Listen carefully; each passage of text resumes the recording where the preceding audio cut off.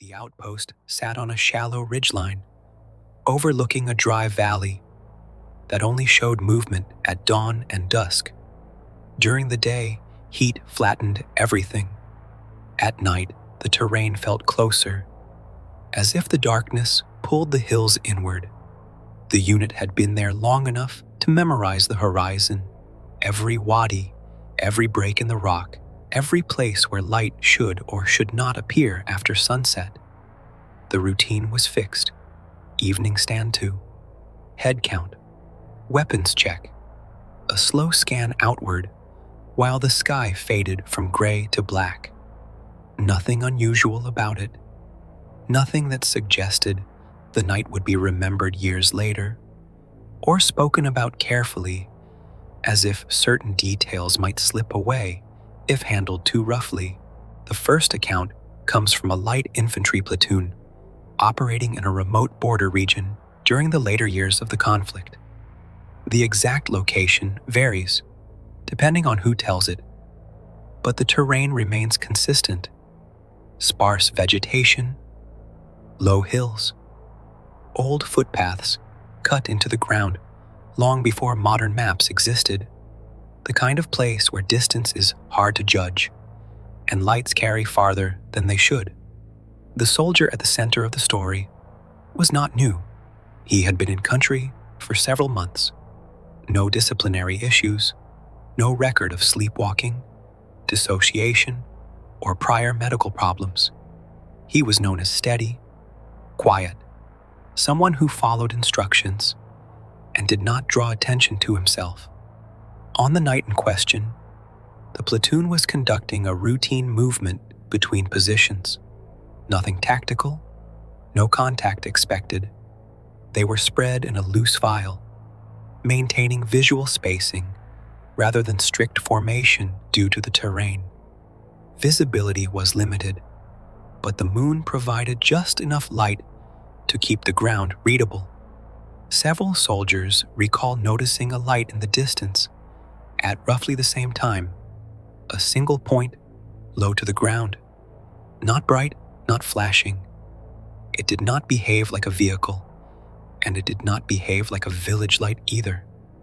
It appeared to move laterally, briefly disappearing behind folds in the terrain, then reappearing farther along as if following the contours of the land rather than ignoring them. At first, no one said anything. Lights were common enough.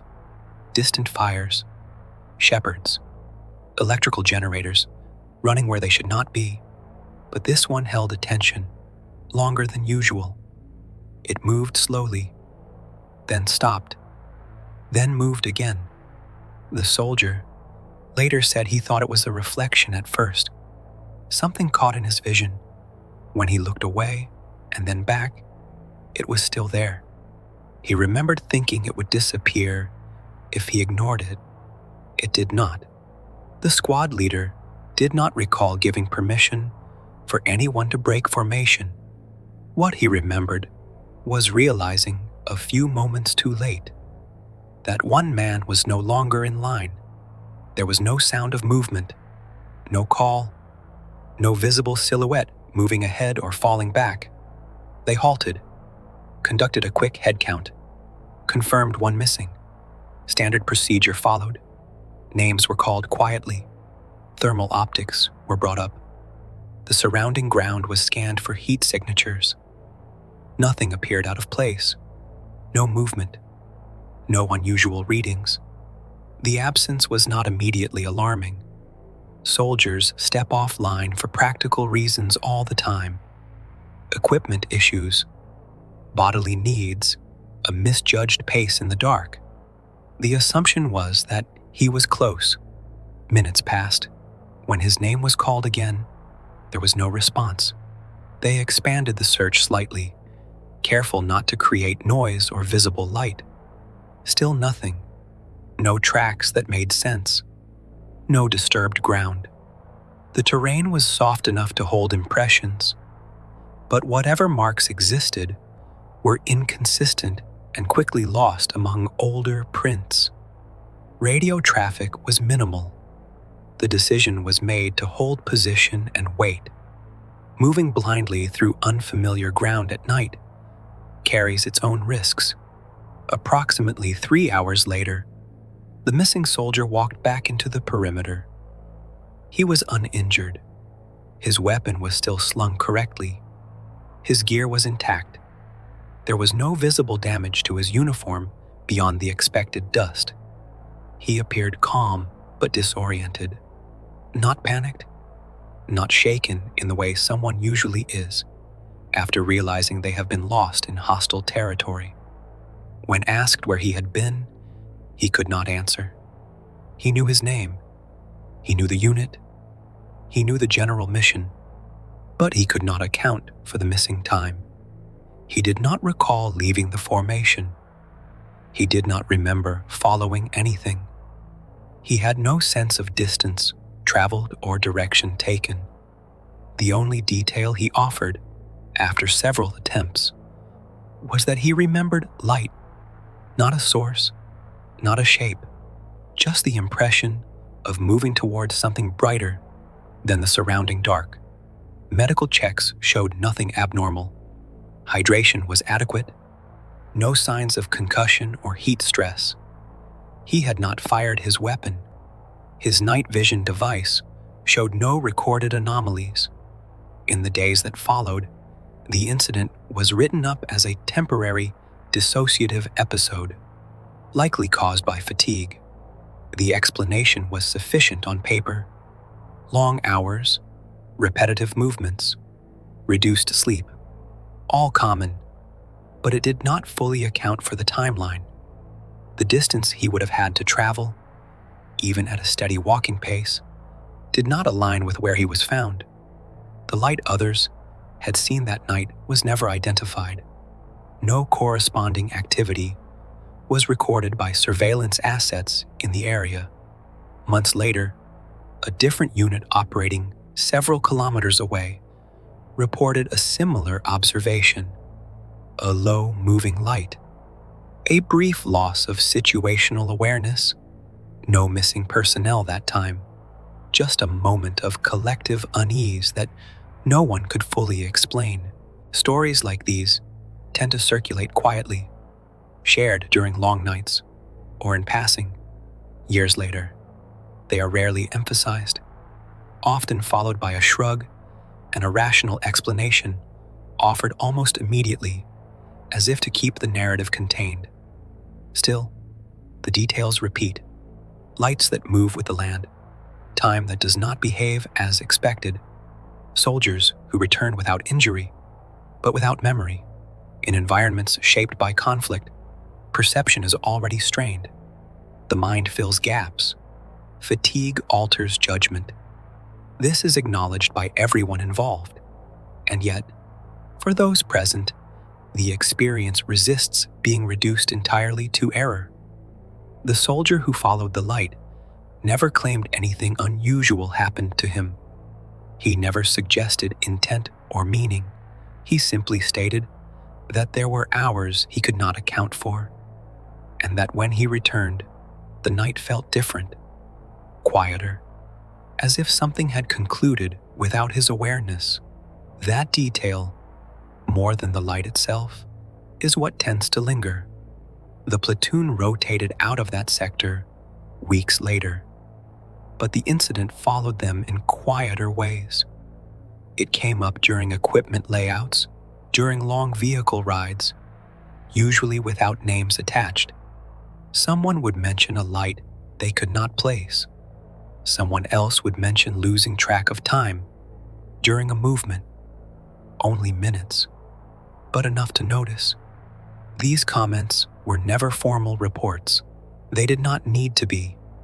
They were shared in the way soldiers sometimes test an idea aloud, watching the reaction before deciding whether to continue. The soldier at the center of the incident was evaluated again before redeployment. Psychological screening showed nothing outside expected operational stress. He was returned to duty and completed the remainder of the tour without further issues. On paper, the matter was resolved. Privately, he avoided discussing it.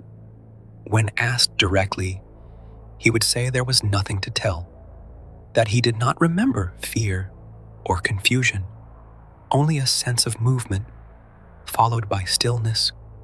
He described it once as walking towards something that never seemed closer or farther away, as if distance had stopped being relevant.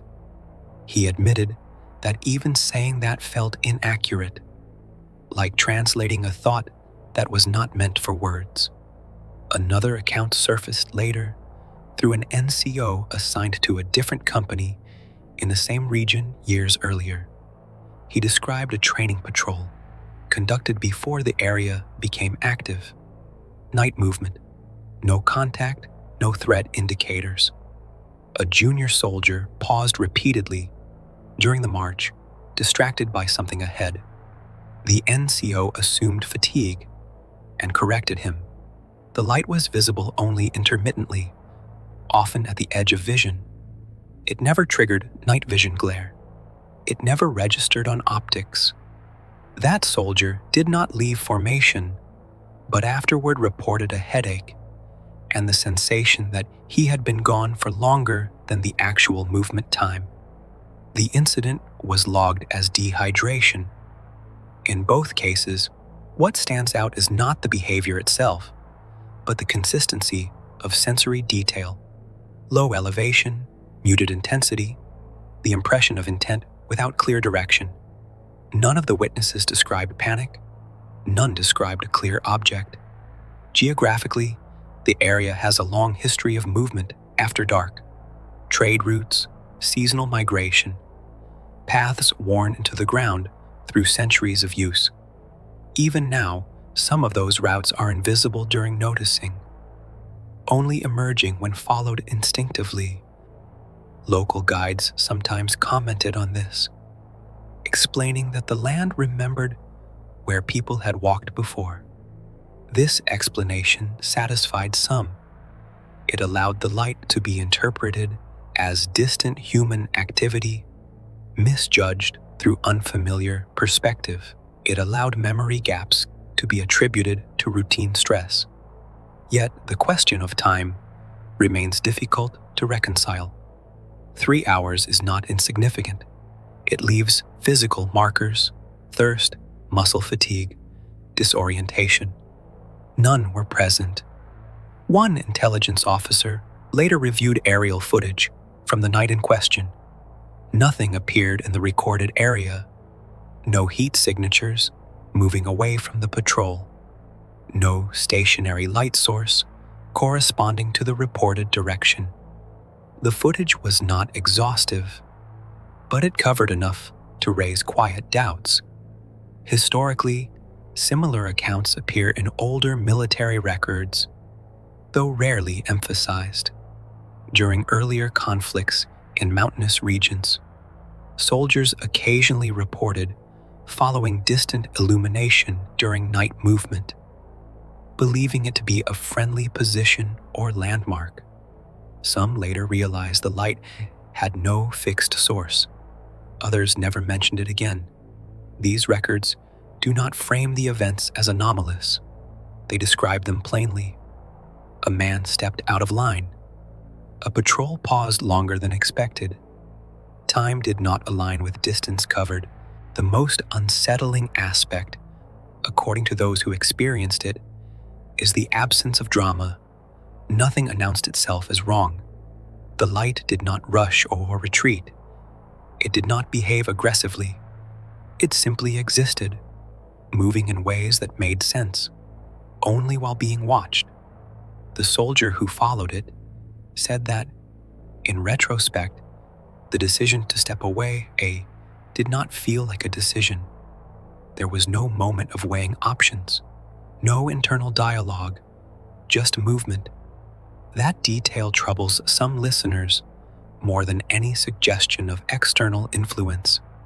It raises questions about attention and vulnerability in environments stripped of familiar reference points. In war zones, routines provide structure. Breaks in those routines, even subtle ones, can have disproportionate effects. There's also the question of why such experiences cluster in certain areas. Terrain plays a role, so does isolation, but repetition across different units, separated by time, suggests something more than coincidence, or at least something not fully understood. Skeptics point to known phenomena: atmospheric refraction, bioluminescent insects, distant fires distorted by elevation and temperature gradients. Each explanation fits some details, but not all. Those who were there often accept these explanations publicly, while privately acknowledging the gaps. They do not insist on mystery. They simply note that something did not behave as expected. Years later, the soldier encountered one of his former squad mates at a civilian gathering. The incident came up briefly, unprompted. The squad mate said he still thought about the night, particularly the moment when the formation halted and the darkness felt wider than usual. He said it felt as if the land itself had paused. The soldier nodded, but offered no further comment. He later admitted that what unsettled him most was not what he experienced during the missing time, but the certainty that whatever it was had ended on its own terms. He did not feel chased or released. He felt returned. In conflict zones, memory often fractures under pressure. Events compress, details blur, but some absences remain sharply defined, outlined by everything that should be there and is not. The light was never seen again by that platoon.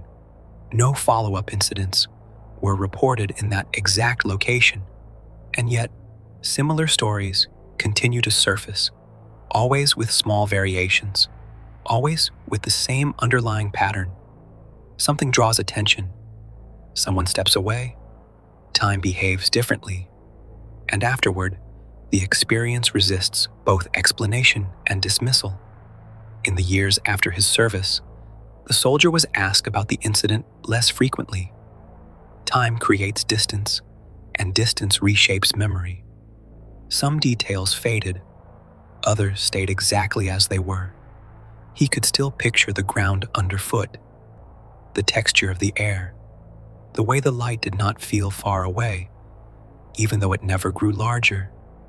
He did not seek answers.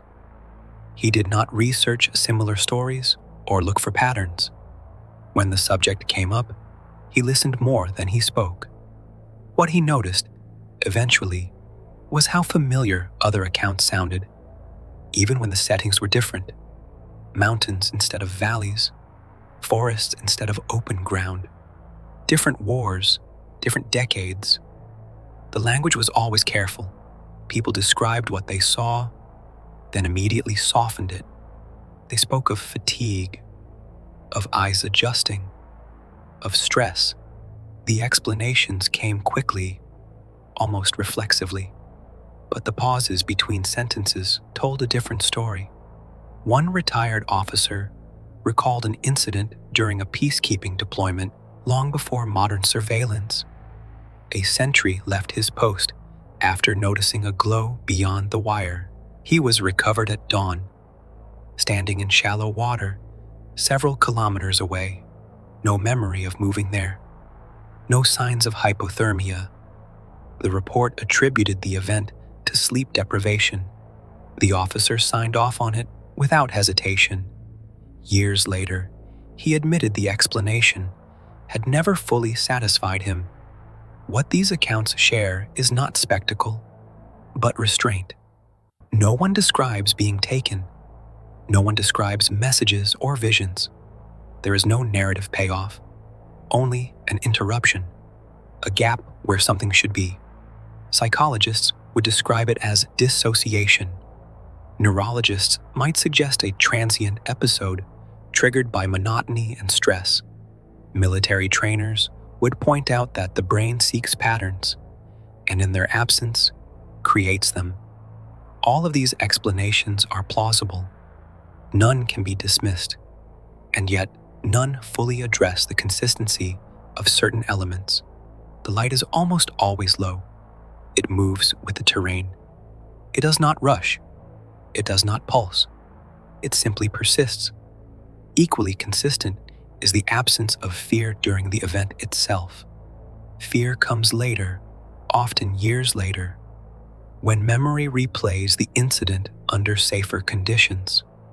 At the time, those involved describe calm, focus, a sense that what they are doing makes sense, even if they cannot explain why.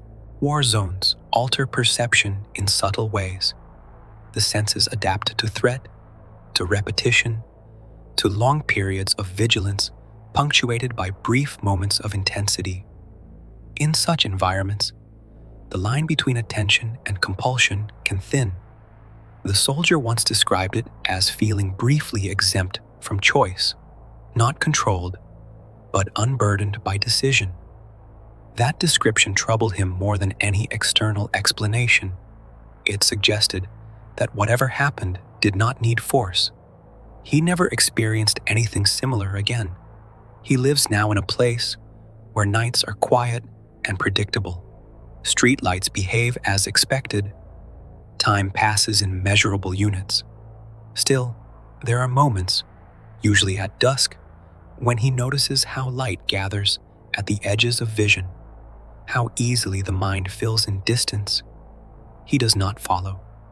For those who study military history, such stories often fall into footnotes. If they are recorded at all, they are inconvenient, difficult to categorize, lacking clear cause and effect. They do not fit comfortably into lessons learned or after-action reports, but they persist because they are remembered.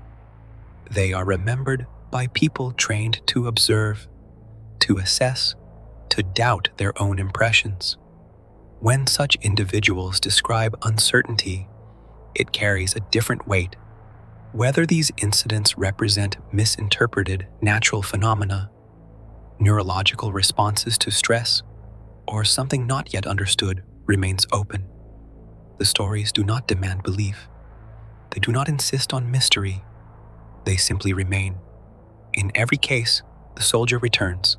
The light does not stay. The land resumes its ordinary shape. And yet, something subtle changes. A sense that not all movements are recorded. Not all time is accounted for. The soldier who followed the light never framed his experience as significant. He did not see it as a turning point, but he acknowledged that it altered how he thinks about attention and absence, about how easily a person can step outside the structure that defines them, and how quietly they can be returned. In war, much is taken by force. Sleep, safety, certainty. What unsettles those who share these stories is the idea that something might also be taken gently, without resistance, without memory. The light, whatever it was, did not violate. It did not threaten. It simply invited movement and then receded. And perhaps that is why the story endures. Not because it suggests danger, but because it suggests how little is required to step beyond what we understand. Whether these were hallucinations, legends, or something else entirely, similar accounts have been shared for decades across conflicts and continents. And for the people who experienced them, they were real enough to be remembered carefully, spoken quietly, and never fully resolved. If you've encountered stories like this before, or if something in this account echoes what you've heard or experienced, you're not alone.